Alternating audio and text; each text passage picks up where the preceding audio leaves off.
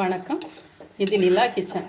நாம் இன்னைக்கு ஒரு இன்ட்ரெஸ்டிங்கான ரெசிபி, டீ டைம் ஸ்நாக்ஸ், சென்னா ஃப்ரைஸ். சென்னா ஃப்ரைஸ் பார்க்குறதுக்கு முன்னாடி எல்லாருமே நம்ம சேனலை வந்து சப்ஸ்கிரைப் பண்ணி பாருங்கள்.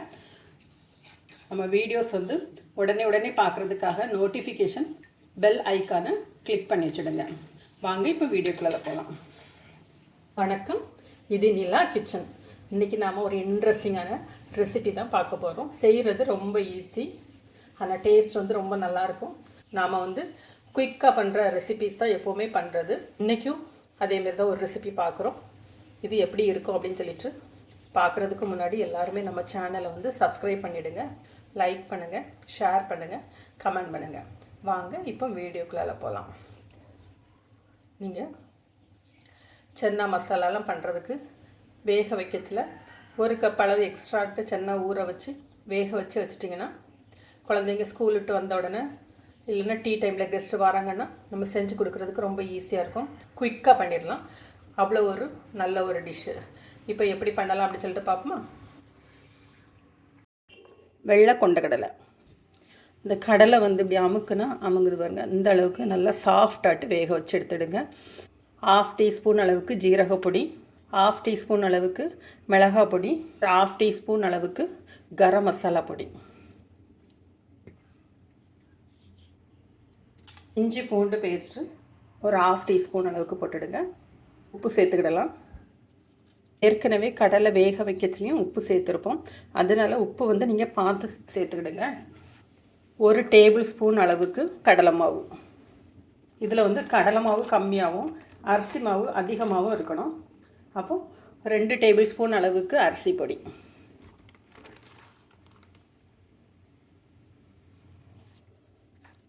கறி லீஃப். தண்ணி விடாதுங்க. ஃபஸ்ட்டு இதை வந்து மிக்ஸ் பண்ணிக்கிடுங்க. கடலையில் வந்து ஈரப்பதம் இருக்கும். குக்கிங் ஆயில் ஒரு 1.5 டீஸ்பூன் அளவுக்கு விடுங்க, போதும்.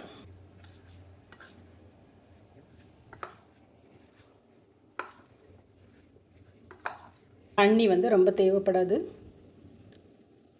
1 டீஸ்பூன் தான் நான் விடுறேன், இதுவே போதும்.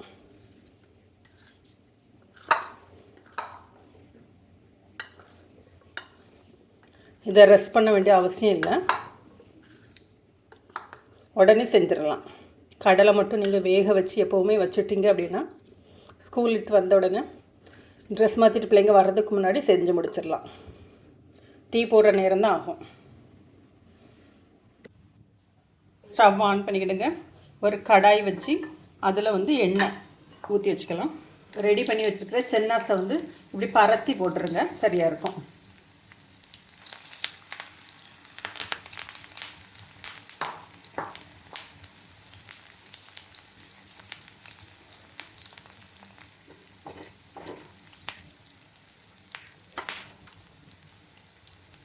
தண்ணி வந்து நிறைய விட்டுறாதுங்க. அந்த மசாலா நம்ம ரெடி பண்ணது மட்டும் அந்த சென்னால கோட் ஆகணும், அந்த அளவுக்கு விட்டால் போதும். ஈரப்பதம் இருக்காமல் பார்த்துடுங்க.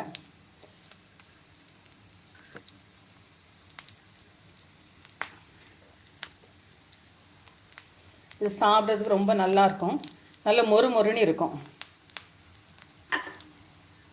கொஞ்சம் வேகட்டும். ஃபஸ்ட்டே வந்து கரண்டி போட்டு கிண்டி விட்டுறாதுங்க. அவுட்டர் மாவு எல்லாமே உருண்டு போகிறதுக்கு சான்ஸ் இருக்குது. கொஞ்சம் வெந்ததுக்கு அப்புறமா கிளறி விடுங்க.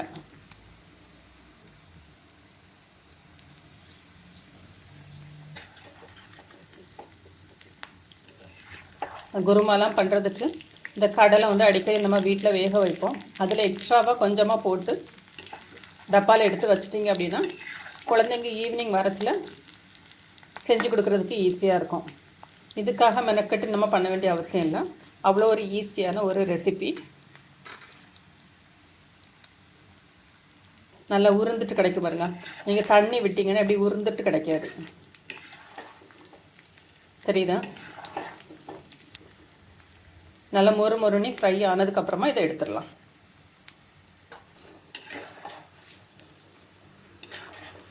அதோட சவுண்டு கேட்குதா உங்களுக்கு? கலகலன்னு கிறிஸ்பாக இருக்கும். ஏன்னா நம்ம அரிசி மாவு வந்து நிறைய சேர்க்குறோம். 1 கப்பு கடலை மாவு போட்டிங்கன்னா 2 கப்பு அரிசி மாவு. உங்களோட குவான்டிட்டிக்கு தக்கன நீங்கள் அரிசி மாவு வந்து ஆட் பண்ணிக்கிடுங்க.